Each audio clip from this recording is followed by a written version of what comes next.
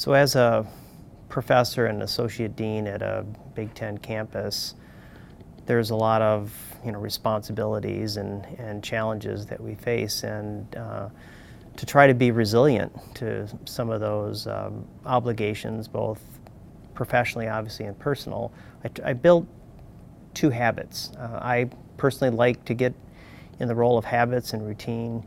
And one of the habits that I use to help me stay kind of mentally and physically sharp is I like to run early in the morning.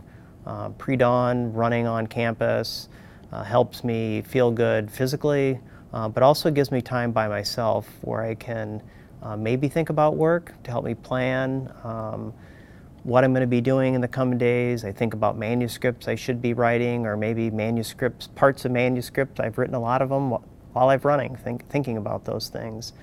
But it also gets me ready for the day. It allows me to plan my day without a lot of interruptions.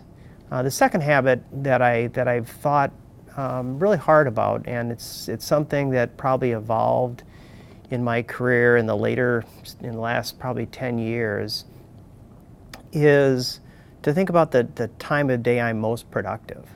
And for me, I'm a morning person. Obviously, I get up early, but I try to set aside, if possible, the time a day that I need to be most productive, and set aside those time of day to work on the projects that really need the heavy lifting. So for me, it'd be the first couple hours of work, 7:30 to 9:30 or 8 to 10, and use that time for writing projects, working on manuscripts, planning a complicated class, because that's when I'm most fresh.